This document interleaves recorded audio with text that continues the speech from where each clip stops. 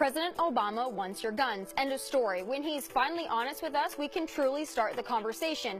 Enough with the emotional appeals, enough with the constant sappy podium speeches blaming an inanimate object for rampages and terror attacks. Be honest, you want our guns.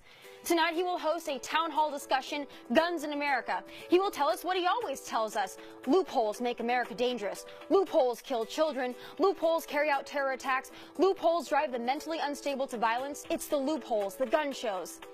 Now, Mr. President, you're wrong as usual. The mentally disturbed kill children. Radical Muslims carry out terrorist attacks. Your gun control puppets make America dangerous. Open borders make America dangerous. Castrating the military makes America dangerous. Aiding and abetting the Black Lives Matter movement makes America dangerous. President Obama, despite what you tell yourself every morning in front of the mirror, you are not the king. You don't get to bypass Congress. You don't get to go after our guns. This is not about making America safer. This is about your legacy. Do you really think some lunatic hell-bent on death and destruction will be stopped by more gun laws? The bureaucrats, yes, the almighty government, doesn't enforce the laws we have. About 875 million firearms in circulation. Good luck. President Obama and the left, they don't get it. The American people do. The celebrity in chief will sit down with Anderson Cooper tonight. Meanwhile, in Chicago, gangbangers will stuff 9mm in their pants. On the other side of the world, terrorists will chain children to kill Americans with AK-47s. While this is happening, President Obama, surrounded by heavily armed guards, will tell us we don't need guns to feel safe. I've got news for you, President Obama. Under your leadership, we do need guns to keep us safe. So call us rednecks, call us right-wing conspiracy nuts, call us Islamophobic. Just don't forget to call us armed, because it'll be a cold day in hell before you, Bernie, Hillary, and Chuck Schumer lay pause on our Second Amendment. Those are my final thoughts. God bless you. God bless America. How could it be the self-proclaimed socialist has a shot at the White House? Well, two reasons. One, the other Democratic choice is Hillary Clinton, or two, people are dumb and don't know what socialism is. Feel free to decide. I don't think Bernie is edging out Hillrod in key states because voters want socialism. They're choosing between the lesser of two evils, and can you blame them? But there is one group that disappoints me, millennials. A YoungGov poll found only 9% of young people see Bernie's socialism as a problem. Oh, and it gets worse. Millennials surveyed are more likely to see capitalist as an insult than socialist. I'm always skeptical of polls. Did they just survey millennials on liberal campuses? Who knows? Maybe. For young liberals, the glorification of socialism is troubling but not surprising. Bernie markets it as free things, free college, free health care, and even playing field for the lazy to compete with the determined. Fellow millennials, please listen. There is no such thing as a free lunch. Socialism, even democratic socialism, isn't what you think it is. Here's what it means. Social community ownership of the means of production. Everyone shares the work and the reward. Because there are no examples in history of government-owned enterprises failing, right? Democratic socialists will tell you democracy and socialism go hand in hand. The people should be ensured not just equal opportunity, but equal outcome. Does that sound American to you? If we can't all be rich, let's all be equally poor. Less power to the corporations and more power to the unions? News for you, unions are just as corrupt as corporations. High income and investment taxes don't help the poor, they penalize successful innovation. Bernie tells you we have too many millionaires and billionaires. He tells you money in politics and corporations are the enemy. He basically markets the life's not fair, everyone deserves a trophy mentality. He's wrong. Not everyone deserves a trophy. Socialism works if everyone pulls their weight. Super unlikely. Students, let me put it this way. Ever worked on a group project? Enough said. Those are my final thoughts. Welcome back for some final thoughts tonight. First it was hands up, don't shoot. Then it was burning down buildings and looting drugstores, all the way to Oscars So White. And now even the Super Bowl halftime show has become a way to politicize and advance the notion that Black lives matter more. This isn't about equality. This is about ramrodding an aggressive agenda down our throats and using fame and entertainment value to do so. Beyonce, really? What is the political message here? What is it they are trying to convey here? A salute to what?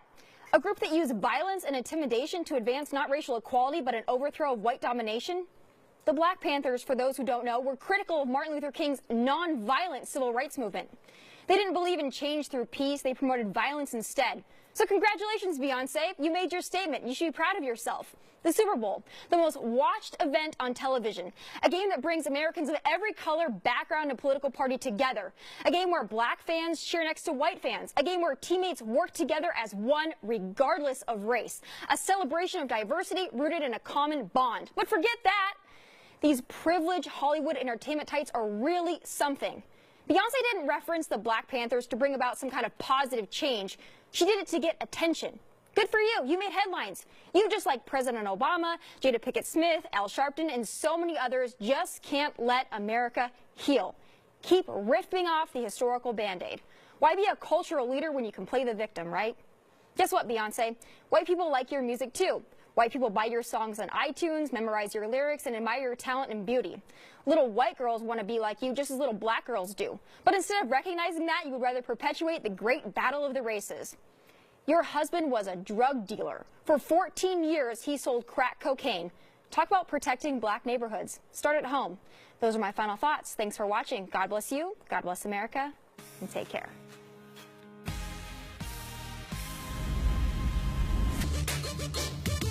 And welcome back for my final thoughts. I'm going to do something a little different with these final thoughts. Get a little bit more personal, if that's okay.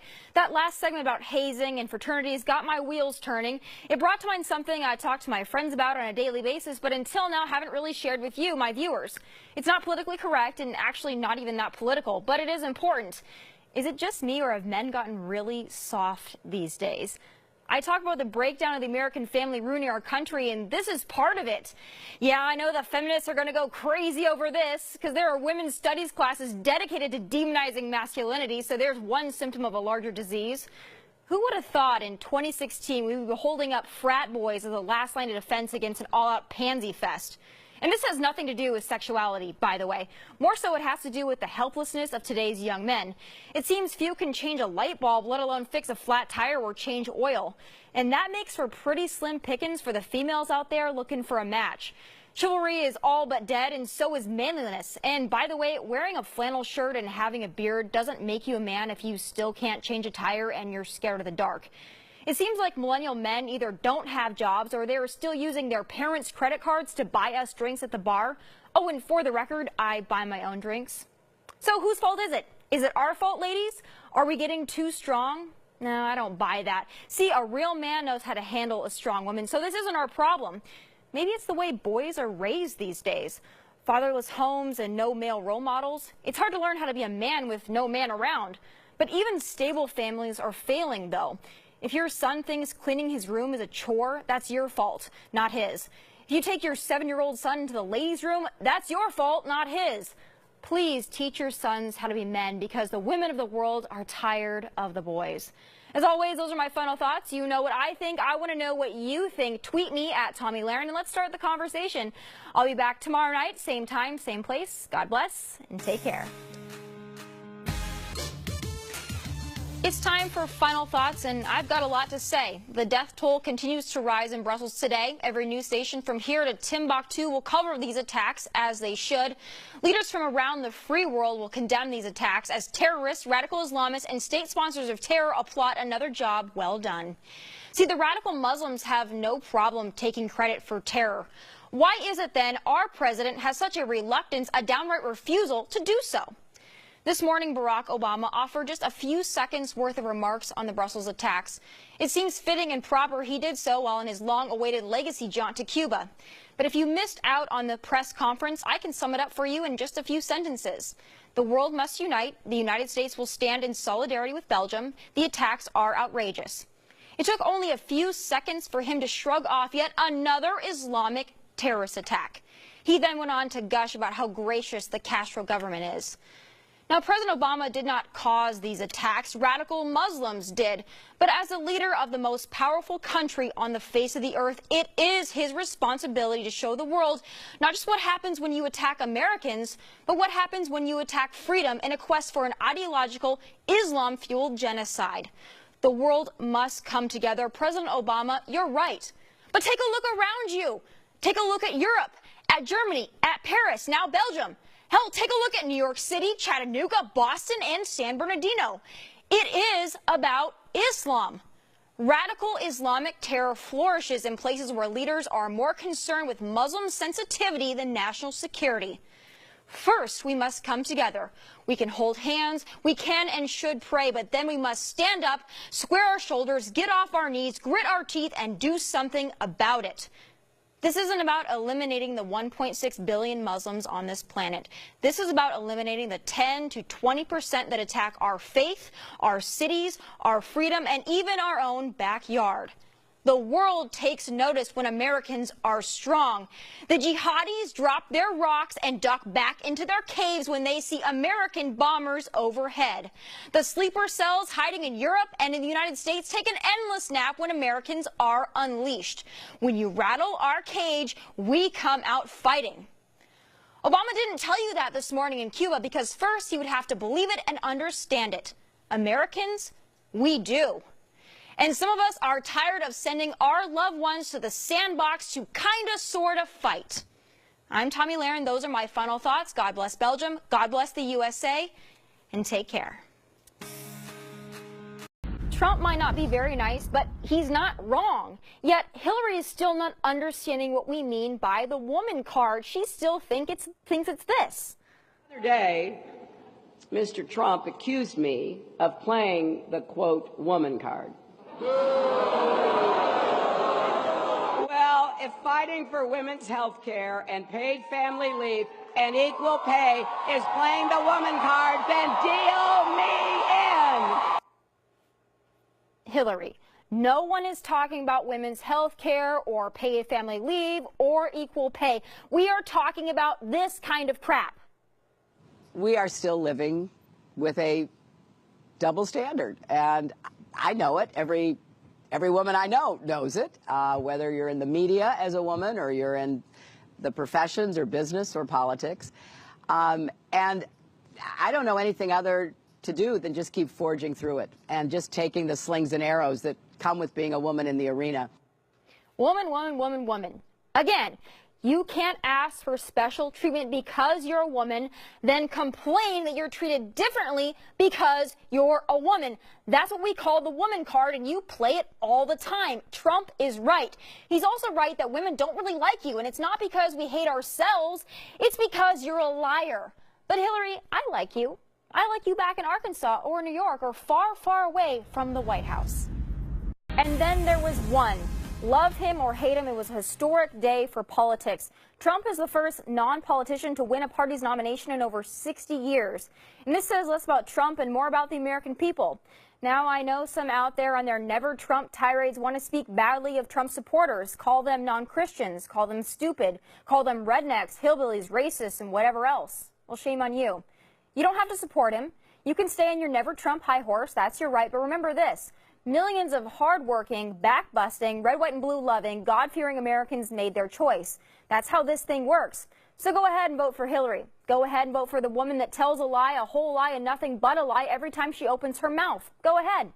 Go ahead and vote for a woman that blamed a YouTube video for a terrorist attack, then turned around and lied to the families of our fallen warriors, then had the stones to call them the liars. Go ahead. Vote for a woman that took donations for her foundation from foreign leaders as Secretary of State. Go ahead and vote for the woman that put our national security at risk with her private email server because she couldn't be bothered to separate her yoga emails from her duty to her country. If you can look at your little girl and tell her the first female president did all of that, go ahead. If you see her as a lesser of two evils, go ahead. That's on you. I won't be joining that team. This isn't about stopping the Democrats. This is about stopping the pantsuit. I'm tired of our politicians apologizing for the truth. The truth hurts, and there are many in my own party that can't handle it. The GOP doesn't have a Trump problem. The GOP, the elites, they have an American people problem. Donald Trump will end the primary season with more votes from Republicans than any Republican in history. Listen, I like Paul Ryan and the Bush family and Mitt Romney, but Trump isn't trying to kiss their butts. The slogan is Make America Great Again, not bend over for the GOP establishment. That's not how Trump operates. Maybe Republicans and Americans alike are tired of these generic nominees, the ones that are so scared of the media that they back down at the slightest sign of controversy.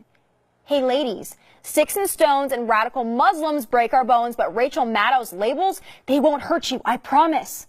But speaking of the media, President Obama had some excellent hypocrisy going for him this weekend. I just want to emphasize the degree to which we are in serious times, and this is a really serious job. This is not entertainment. This is not a reality show. This is a contest for the presidency of the United States.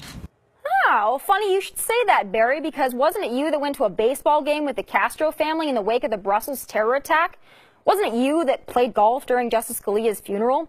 Wasn't it you that took the first selfie in the White House? Some pretty rich criticism from the celebrity in chief. But the hypocrisy, it continued.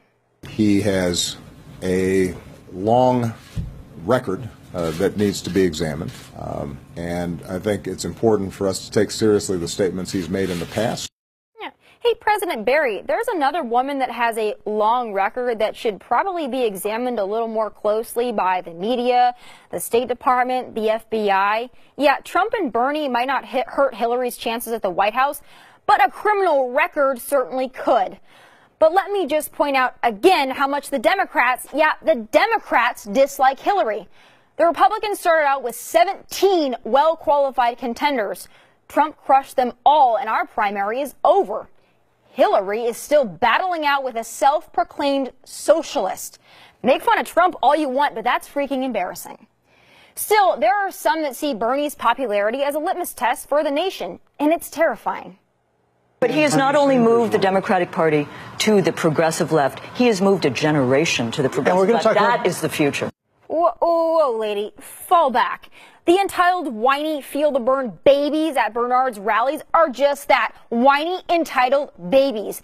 They do not speak for our generation, so back up. And I would also like to advance that there are still many hard-working Americans, young and old, that aren't interested in the government-induced laziness or free things. Thank you, though, for your excellent analysis. It's just too bad you're wrong. Final thoughts are going to take a different tone tonight because I'm going to get real personal with you, so bear with me. May is Mental Health Awareness Month, and 3 out of 4 people with mental illness or addiction problems are too afraid to speak up because the stigma is the scariest part. Well, that stigma is making it worse. It's time we talk about it, so I'll start. I am no stranger to addiction or mental illness. My grandpa was an alcoholic and suffered from severe depression. He used alcohol to numb the depression, which, as you may have guessed, only made it worse. Now, depression is a funny thing. It results from a chemical imbalance in the brain, so no, it's not just a feeling or a bad mood. My grandpa's depression came from a lot of things, but I believe it was deeply rooted in a feeling of inadequacy or failure. He had a tough childhood. His dad, my great-grandfather, was also an alcoholic. The old cowboy way of thinking, drink your feelings, don't talk about them. Growing up, I didn't know my grandpa was an alcoholic. It wasn't until I was about 12 years old that I put the pieces together. Those were hard times for my family. His bouts of depression were whiskey-filled and dangerous. There were many nights my grandma had to come stay at my house. It did get better, though. He went back on his depression medication, dried out at a facility, even found a new faith in God. It was like our prayers were answered. He started riding horses again, and things just kept getting better until about 4 years ago. The depression came back, so did the whiskey. It hit hard, it hit fast. October 26, 2011, I was a sophomore in college in Las Vegas when I got a call from my mom. She told me my grandpa passed away. Look, I didn't lose my grandpa like most people do. My grandpa killed himself. At 73 years old, he took his own life. He was so ashamed of his depression, his drinking, and letting everyone down that he took his own life. He thought it would be less of a burden that way. This is a part of my life, and it's private. We don't really talk about it. Well, maybe that's the problem. We need to start talking about these things. I'm not ashamed of him or what happened. It's a part of me, and it's a part of my family. It's not the brightest part, but it's still there. And I hope it serves as a reminder that everyone has their demons. We've all gone through something. Remember that. Our dark moments can bind us together just as our triumphs do. On Judgment Day, it makes no difference if you're never Trump or never Hillary or whatever else. It's the way you treat others and the way you live your life that matters. Grandpa, this is for you. With that, thanks for listening. God bless you, and take care. Welcome back for Final Thoughts. By now, you've probably heard that according to VA Secretary Robert McDonald, VA is basically Disney World. Now, I'm used to railing on millennials for accountability, but it's a sad day when I have to use my final thoughts to point out to old McDonald here the difference between the happiest place on earth and the freaking VA. Disney doesn't measure wait times, so why should the VA? Really, Robert? Well, last time I checked, getting to a Disney park isn't a matter of life or death. No, waiting to ride Splash Mountain isn't the same thing as waiting for your cancer treatment. The fact this doesn't go without saying is ridiculous and sickening. Our veterans have invaded Normandy, raised the flag on Iwo Jima, braved the jungles of Vietnam, stormed the desert, pounded cave dwellers in Afghanistan, Iraq, and Syria, and all they ask for in return is some damn respect and the medical care promised to them. They get neither. If there is one group of people entitled to something in this country, it's our veterans. They sacrifice life and limb, defend freedom, and preserve our way of life. And folks like VA Secretary Robbie McDonald have the stones to say, wait your turn, or this is kind of like Disney? No. Who are you to tell our warriors wait times don't matter? This isn't Mickey Mouse or the Magic Kingdom. These are our warriors. I don't care if he didn't mean it like that. That's irrelevant. McDonald did what so many have done before him, diminish the service and sacrifice of the United States military. We've got illegals with Obamacare and veterans with waiting lines. And some wonder why we say, make America great again. Those are my final thoughts. God bless you. God bless America. God bless our veterans. And take care. Welcome back for Final Thoughts. Question: what's the difference between a Trump protester and a wild animal? You be the judge. I think the cops are making this more dangerous than we ever did.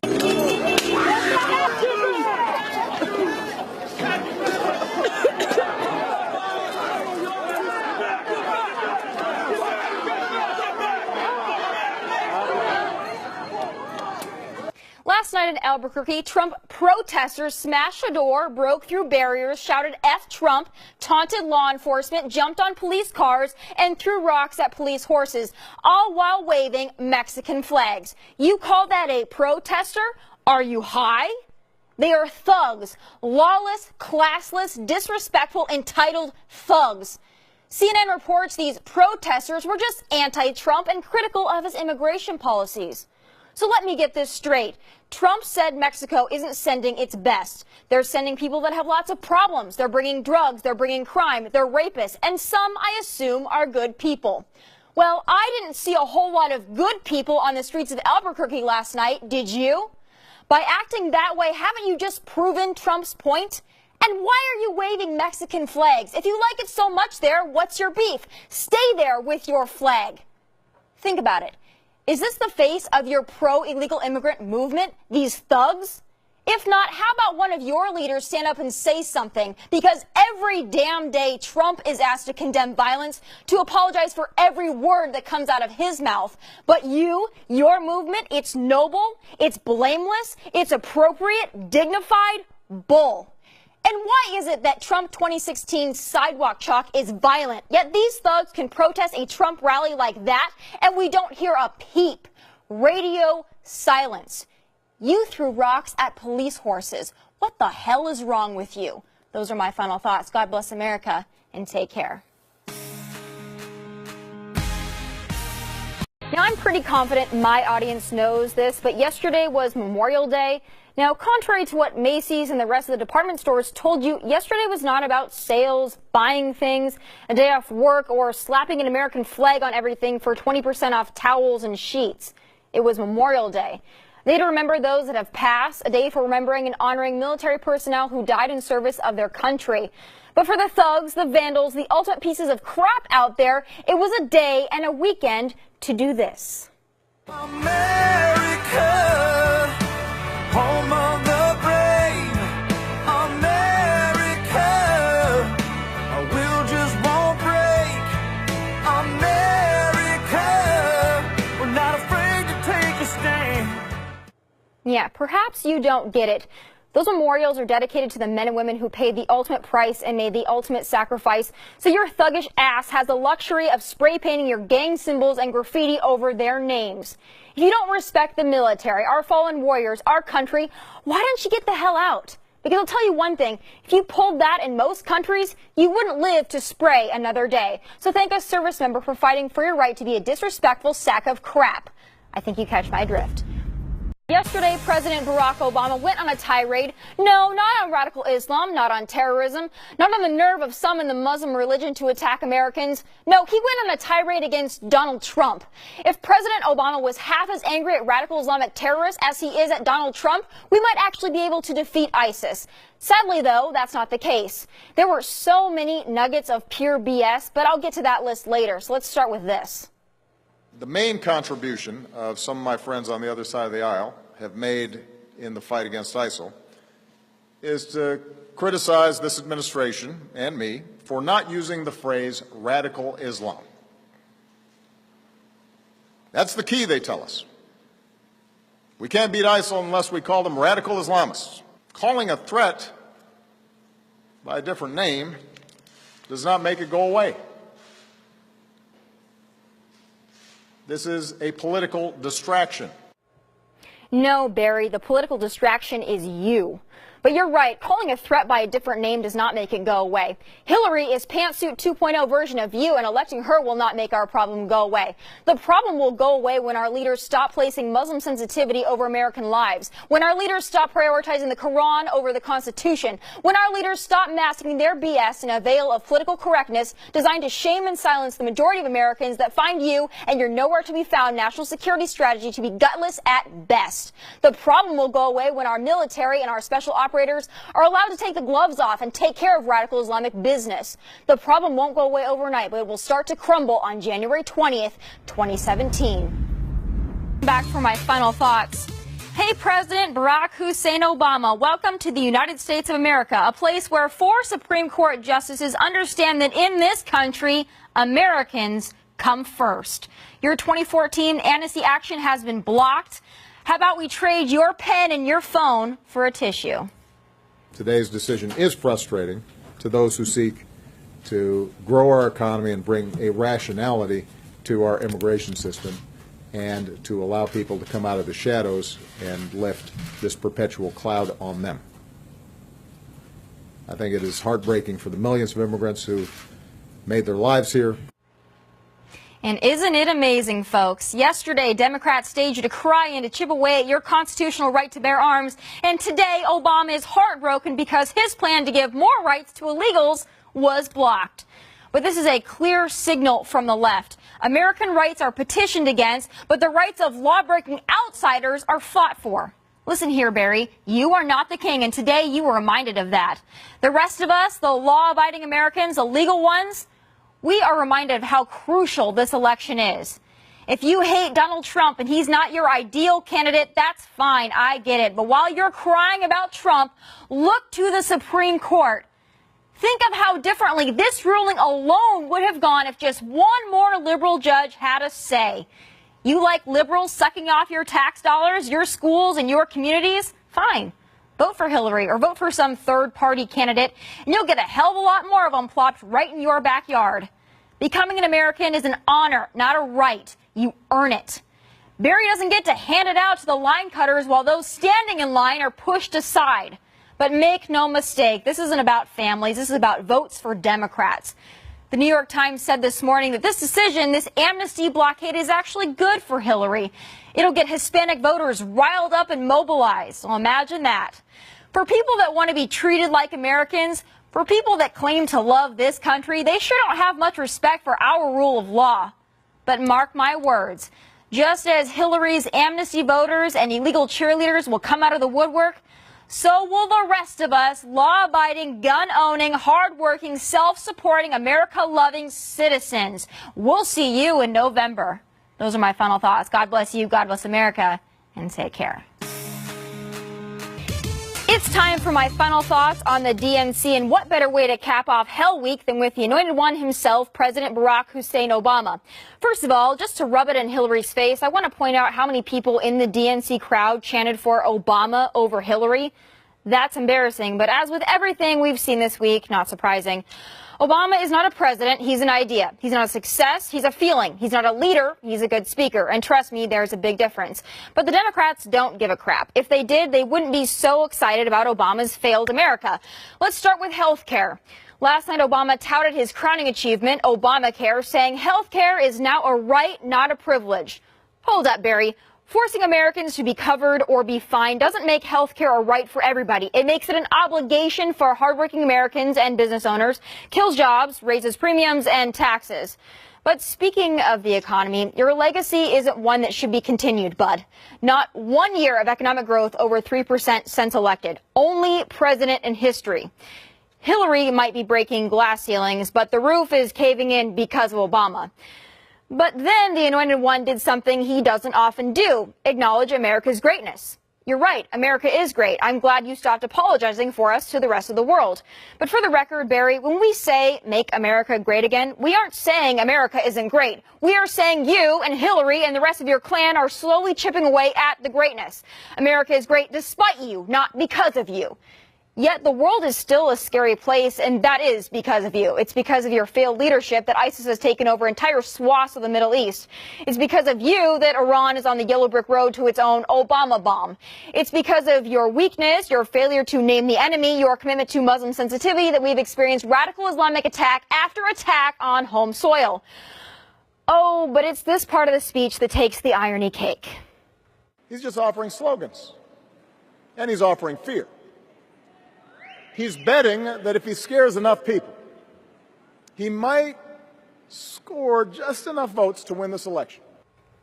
And your party isn't operating on fear and anger?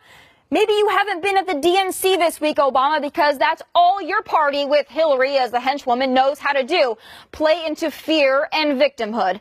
Illegal immigrants aren't lawbreakers, they're victims. Women aren't independent, they're victims. Americans can't support themselves, we are all victims. And black people can't catch a break, they're victims. And above it all, your party tells us guns are the problem. The Democratic Party is the definition of fragile and frightful. The party could not survive if everyone was equal, successful, law-abiding, and happy. Then who would vote for the Democrats? Who would usher in bigger government to take care of the victims? No one. But Obama was right about one thing. Our power doesn't come from some self-declared savior promising that he alone can restore order as long as we do things his way. We don't look to be ruled. Barry, you're damn right we don't look to be ruled. You and Hillary are no one's savior. We don't need you, your pandering, your pat on the back, your handout, your empty promises. See, true Americans don't look to government as a savior because we already have one, Jesus Christ. So take your hot air somewhere else and keep your paws off our guns, our God, and our glory. Those are my final thoughts from Dallas. God bless and take care.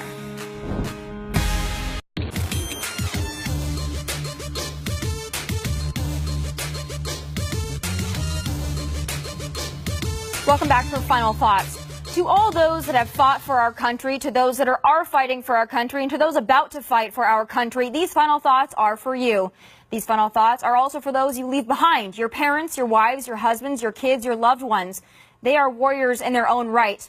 I don't think people outside of the military culture quite understand what it's like for you or what you go through when the one you love deploys. Every minute feels like an hour, every hour feels like a day, and every day feels like forever. It's not a business trip, it's a deployment that lasts 6 months or more. That's freaking rough. That's why it really burns my ass when outsiders talk smack and diminish the service and sacrifice of our troops. Seriously? Can you imagine having to be a single parent for months at a time and simultaneously worry every second that something's going to happen to your loved one? The headlines from the Middle East might seem like white noise for some, but for those in military families, those headlines mean life or death. That's every day for months at a time. Cell phone on the pillow every night, every ring is terrifying, every knock on the door, terrifying. And what about the kids? First moments missed, first steps missed, school plays, birthday parties, baby teeth, all of it missed. Military families give up a whole hell of a lot so others don't have to. It's more than a yellow ribbon around a tree or on the back of a car. It's a yellow ribbon around your heart and a deep faith in God that he or she will come home and come home safely. It's not just him that's deployed, it's half your heart, and your strength inspires me. I can't believe I complain about such little things. It's hot in Texas. It's hotter in the desert. Little reminders so I stop feeling sorry for myself. And to those about to deploy, know this. We are proud of you. We look at you and your service and your sacrifice, and we feel even more proud to be Americans. Everything I talk about, you're about to do. You're selfless, you're strong, you are warriors. You fight the evil some pretend doesn't exist. So go kick ass, take names, and get home. You got this. We will be waiting. Thank you for all you do. God bless you. God bless your families. God bless America. And from Dallas to Iraq and everywhere in between, good night and take care. I get the separation of church and state. I get the separation between sports and politics. But I also get the separation between right and wrong. And this is wrong. NFL, really? The NFL now denying the Dallas Cowboys' request to honor fallen officers. The players wanting to show their support for the Dallas Police Department after the deadly ambush attack last month. The players asked to wear the arm-in-arm helmet decal for the preseason opener tomorrow. Well, the NFL officials denied their request, saying every team, quote, must be uniformed. The Cowboys, our Dallas Cowboys, have been wearing this decal on their helmets throughout the preseason to honor the 5 fallen police officers slain during a Black Lives Matter protest here in Dallas on July 7th. Now, NFL Commissioner Roger Goodell had the final call and denied the request thanks to some uniform policy. Goodell, you're a joke, an absolute joke. This goes beyond the tragedy in Dallas. This was an opportunity for the NFL to stand in solidarity with law enforcement, somewhat of a lost concept nowadays. But no, the NFL just couldn't do it. But this is acceptable. The silent protest is seen by millions across the country watching football. 5 St. Louis Rams players entering the field Sunday, raising their hands in the now iconic hands up, don't shoot pose, supporting the family of Michael Brown. There's a lot of violence going on around here in St. Louis, and we definitely hear about it all, and we just want it to stop. We're just trying to hope something positive come out of it. Oh, you mean that false narrative, that hands up, don't shoot bogusness? That's okay? It's not even a real thing. But that political statement is okay? Well, in fact, the NFL's VP of Communications, a.k.a. butt kissing, had this to say after that little Ram parade. We respect and understand the concerns of all the individuals who have expressed views of this tragic situation. I guess the tragic situation in Ferguson is worthy of a statement and supported by the NFL, kind of like this. NFL's biggest day, the Super Bowl. The Black Panthers were honored there. Guess that was okay too, but heaven forbid the Cowboys be allowed to honor police officers. It's all right to protest cops, to spit in their faces, but it's not okay to honor them? Hell, the decal they wanted to wear might be the most positive message for anyone possible. Arm in arm. Are you freaking kidding me? That's not acceptable? That wasn't worthy of bending the uniform rules? Let me remind old Roger of something. Who do you think takes care of the out-of-control fans at sporting events, at NFL games? The police. Who do you think works to secure stadiums from potential terrorist attacks or other rampages? Oh yeah, the police. Need I remind him, police officers don't come in one color, one religion, one walk of life. They all bleed red and wear blue. It's a shame the NFL can't recognize that. Arm in arm, we stand in Dallas. You should try it sometime, Mr. Goodell. Welcome back. Oh, Colin Kaepernick, I've got some final thoughts for you, bud. See, our buddy Colin decided not to stand for the national anthem because, well, he will not stand to show pride in a flag or a country that oppresses black people. For him, it's bigger than football. He would be selfish to look the other way. After all, according to Kaepernick, there are bodies in the street and people getting paid leave and getting away with murder. So let me go ahead and eviscerate this mouth diarrhea for you sentence by sentence. Here we go. Colin, I support the First Amendment. I support your right to freedom of speech and expression. Go for it, bud. It's this country, the country that you have so much disdain for, that allows you the right to speak your mind. It protects your right to be a whiny, indulgent, attention-seeking crybaby. It also protects my right to shred you for it. See, the national anthem and our flag, they are not symbols of black America, white America, brown America, or purple America for that matter. There are patriots of every race that have fought and died for this country, and we honor the flag and sing the anthem as a reminder. And Colin, if this country disgusts you so much, leave. I guarantee there are thousands and thousands of people around the world that would gladly take your spot. Because those that don't live under this flag are begging on the door to get in, not get out. Remember that. Is our country perfect? No. But what have you done to make it better? What's your contribution? Sitting there like a fool? What selfish is you, buddy? And what's your message to black kids, to people of color? That their biggest contribution to justice and self-fulfillment is to parade around with a chip on their shoulder like a victim? And Colin, how dare you sit there and blame white people for the problems of minority communities? After all, aren't you half white? Didn't 2 white parents adopt you after yours weren't willing to raise you? For a racist and horrible country filled with racist and horrible white people, that's really something, isn't it? Maybe you should also decline the paycheck from the white owner of your team, or the white fans that buy your merchandise and fill the stands to watch you play. There's a statement I don't see you making anytime soon. And Colin, who's getting away with murder? I'd like to see some evidence to back that up, because that's a pretty strong claim. And what about the oppression of black people? It's funny. Through that 6-year career of yours, you choose to start sitting now? What changed to make you so resentful of your country? Please tell me how you're oppressed. Is it because the black unemployment rate is double what it is for whites, or the homicide rate, or the dropout rate, or the percentage in minority communities on food stamps? Well, we've had a black president for almost 8 years now. Maybe he failed you. We also have a black woman in charge of the Justice Department. Maybe she failed you too. Or maybe it's the liberals, your saviors, which have run your communities into the ground. Where does the buck stop? When will those in black communities take a step back and take some responsibility for the problems in black communities? Because it seems to me blaming white people for all of your problems might make you the racist. But Colin, you don't care about any of that. You want to make a political statement. But here's the deal, Colin. I've got loved ones overseas right now fighting for your right to sit on a bench and bitch and moan about your perceived oppression while making $19 million a year to throw a ball. So show a little respect. And if you want to sit down, now's the time on the bench because you suck. But perhaps you should stand up for the anthem. God bless from Dallas. Good night and take care. Hi, I'm Tomi. Welcome back for Final Thoughts. Now, I'd be happy to let this Kaepernick thing go. I've said my piece. 61 million people heard me loud and clear. But turns out this thing has extended beyond one selfish little baby. Role models exist in many forms. Kaepernick is a special case. He's inspired other sports stars and role models to disrespect the country and our symbols of pride and freedom. High five, buddy. I hope you feel good inside. For those that think I won't criticize soccer star Megan Rapinoe because she's white, well, think again. Sunday night in Chicago, Rapinoe decided not to stand for the national anthem either. It was a little nod to our buddy Kaepernick. Rapinoe is gay, so she knows what it's like to be disrespected by our nation. So she's going to kneel for the anthem from now on in hopes to really get this conversation going. Okay, Megan, let me help you with the conversation. You look at that flag and hear our anthem and it disgusts you, huh?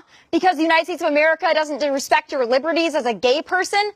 Hey, Megan, do you know what they do to women and gay people in many countries around the world? They stone them and throw them off buildings. This nation, the Stars and Stripes you don't stand for? Yeah, there are men and women overseas fighting under that flag against enemies that would kill people like you. Remember that while you take a knee. In fact, I'd like to share a story with you, Megan and Colin. This weekend, I was at the USC-Alabama game. Americans coming together, every race, religion, and background to watch a good old American college football game. Well, after the game, a young lady approached me in tears. Why? Well, during the national anthem, a group of black women in front of her were sitting, oh, but not just sitting, laughing during the anthem. When she asked them to show some respect, they looked at her with disgust and said, "You don't know what black people go through in this country." Well, fair enough, but here's the deal. They don't know what she's been through. Her boyfriend, a Navy SEAL, just returned from deployment. He lost one of his teammates in Iraq. See, that flag and that anthem might mean a little something different to people like that. It's more than a cloth and a song. It's a symbol of those that have sacrificed for those stars and stripes in that anthem. This is the Kaepernick effect taking root. Like it or not, kids, hell, even adults, look up to athletes like Kaepernick and Rapinoe. And when they choose to make a political statement by disrespecting the country, well, they send the message that somehow it's noble or righteous to sit during the anthem, or worse, laugh through it. It's sickening. I might not know what it's like to be a black American or a gay American in this country, but I know what it's like to be an American. And I know we have the right to sit and laugh at the anthem, but just because you have the right to do it doesn't make it right. And no matter how many diss songs you write about me, no matter how many names you call me or threats you place on my head, I will stand and speak up for the United States of America, not because I am exceptionally brave, but because I stand and speak for those that are. God bless America. From Dallas, good night and take care. Back at it again. Welcome back for Final Thoughts. Well, folks, for once, Hillary finally told the truth. She finally told us what she thinks of tens of millions of hardworking Americans. She thinks we are a basket of deplorables. You know, to just be grossly generalistic, you could put half of Trump supporters into what I call the basket of deplorables. Right? The racist, sexist, homophobic, xenophobic, Islamophobic, you name it. And unfortunately, there are people like that. And he has lifted them up. So, to paraphrase Miss Clinton, if you're not supporting her, the liar, you are either in a basket of deplorables or losers and idiots that need to be saved by her lying ass. Really? I don't think so, Hillary. But at least the truth finally came out. It's bad enough you've been hiding from the media and the people for the last 6 months. It's bad enough you have called the families of fallen Benghazi warriors liars while lying to their faces. It's bad enough that you compromised national security so you could hide your crookedness on a private server. It's bad enough you and your apologists have been lying about your health. It's bad enough you've lied to the American people on countless occasions. It's bad enough that you waltz around in $12,000 Armani jackets and wine and dine with big donors, all while telling the common folk you know their struggle. But now you have the audacity to call Trump supporters racist, sexist, xenophobic, homophobic, and Islamophobic, while you and your foundation donors and those funding your lifestyle literally stone women and throw gays off buildings.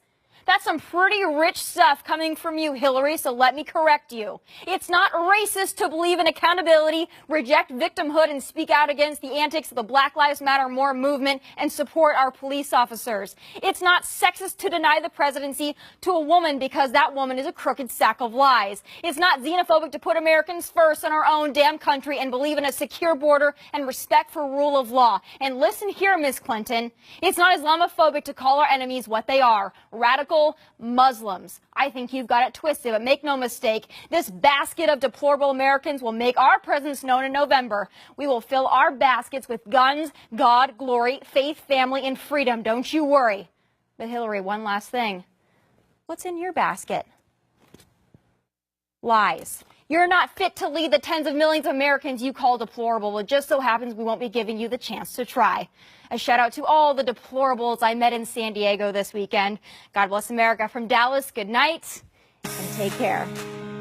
Oh, it's time for final thoughts, baby. We did it. They outspent us, outnumbered us, and counted us out from day one. But here we are, November 9th, 2016, with President-elect Donald J. Trump.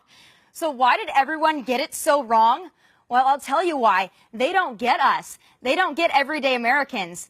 See, they thought they could shame us with their labels. Yeah, for them, we were the racists, the Islamophobes, the sexists, the homophobes, the bigots, the deplorable, irredeemable rednecks with no education and no voice. Well, they were wrong, wrong, wrong. The only thing they can label us now? Winners. This isn't a win for Donald Trump. This is a win for hardworking, everyday Americans of every political party, race, ethnicity, religion, education level, and walk of life. This is a win for border security, law and order, energy independence, jobs, national security, and good old American values. America is going to be strong again. America is going to make things again.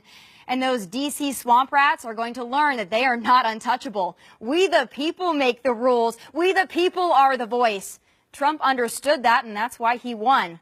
But this is just the beginning. It gets harder from here, because the hard left is going to come at us harder than they ever have before. We need to stand our ground like we've done this entire election season and like we did last night when the world said we had no shot. To the Hillary voters and the never-Trumpers out there who have turned their backs on their fellow Americans, stop. We need you. It's not Trump supporters versus the world anymore, and it shouldn't be. It's Americans with Americans with Americans with Americans, so start acting like it. Give the man the benefit of the doubt. After all, you've been wrong about him from the start. You said he wouldn't run. You said he wouldn't win the nomination. You said he sure as hell wouldn't win the presidency. And now you say he won't make a good president. Well, you've been wrong every step of the way, so what makes you think you know now? Put your ego and your sour grapes aside and work with the guy. So he's not your guy. I get it. But what good does it do to sit in the corner and pout? But to the Trump supporters, please listen. This is no time for I told you so. It's time to make America great again. We've got work to do. We've got a lot to prove. So let's show the world what leadership looks like. Let's show the world you don't mess with the U.S. Let's make America great again. Those are my final thoughts. Follow me on Twitter and Instagram at Tomi Lahren. And I know I said I wouldn't gloat, but one last thing. To those folks that threatened to move to Canada if Trump became president, is that a promise? Safe travels from Dallas. God bless and take care.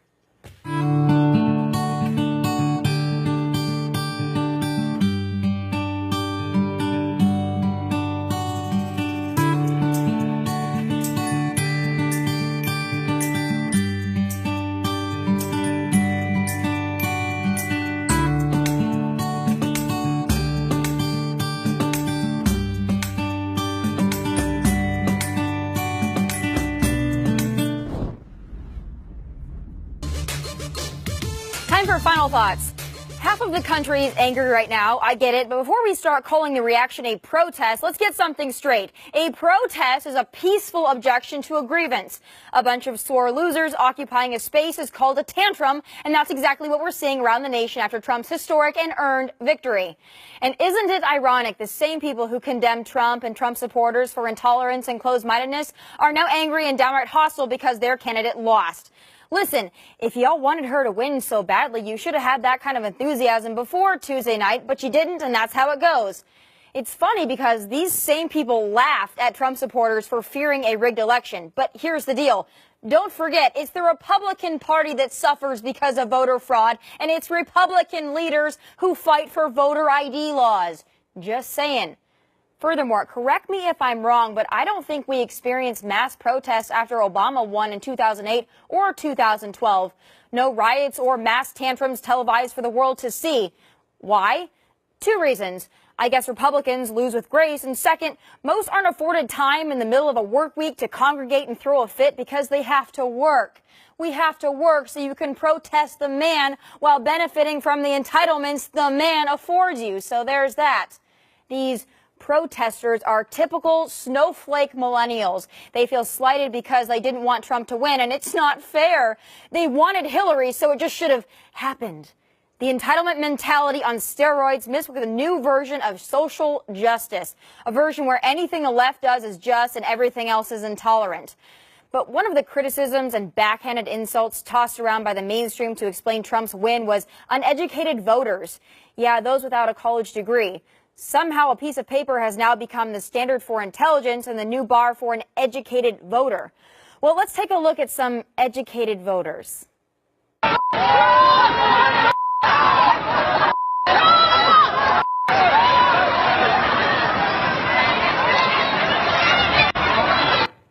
Attending college does not make one smarter, classier, or anything else. I'm really tired of those on the right and left talking down to Trump supporters like we're dum-dums. Some of us have degrees, some of us don't, but most of us are hardworking people that have built businesses, families, served our country, and followed the law. If you think that makes us any less than you, you're dead wrong. But it's no longer Trump supporters versus Hillary supporters. That's over. That ended Tuesday night. President-elect Donald Trump has opened his arms to all Americans, so it's up to you now. No one is asking you to bow at his feet, but your protests and tantrums aren't doing anything for this country. You have every right to do it, but you're just kind of making fools of yourselves at this point, and that's up to you. Those are my final thoughts. Follow me on Twitter and Instagram at Tomi Lahren. From Dallas, good night. Final thoughts. Damn, sooner or later, probably later, the Democrats and Hillary apologists are going to run out of people, corporations, nations, world leaders, and social media platforms to blame for their brutal election loss.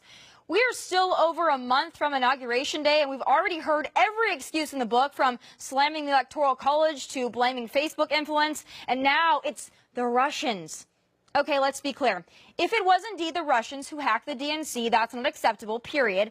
But the Russians didn't create DNC scandals, they just exposed them. The Russians didn't make Hillary the most unlikable human being to ever wear a pantsuit. The Russians didn't make Donna Brazile slip debate questions to Hillary.